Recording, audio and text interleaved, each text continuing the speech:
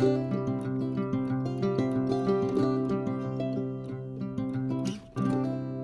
there's an extremely embarrassing video of Selena Gomez floating around the internet of her crying tears of agony that President Trump has deported illegal immigrants.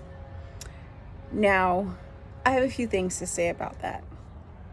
One of them being, I cringe every single time people get on the internet and just cry and cry and cry and make themselves cry. It's one thing if you're talking and then you're talking about something emotional and then you have a normal conversation and then all of a sudden you just get choked up. But just to pop on and you're crying and carrying on and being so dramatic about something that affects more people than yourself, that's cringe, extremely cringe. So that's one thing. The second thing is Selena Gomez, she lives in a gated community, I'm pretty sure, a beautiful mansion. She's worth $1.3 billion. There's not a lot of billionaires in the world, and she's one of the few women that is worth that much money. So she doesn't have to worry about the everyday things that happens to Americans who have to race and compete for a job. 3, I'm going to branch off of that.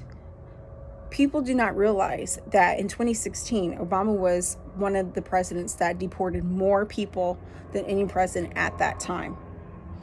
Since Joe Biden, we have had a flood of illegal immigrants over the border.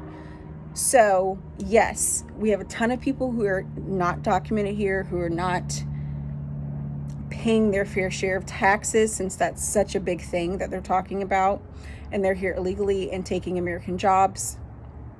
So with that being said, people act so dramatic, like Trump is doing something different or extraordinary or something new, when Obama did the same thing. He deported over 3 million people, and this was documented by an economist. So it wasn't someone that just was pulling this out of their head or their hat or whatever it may be.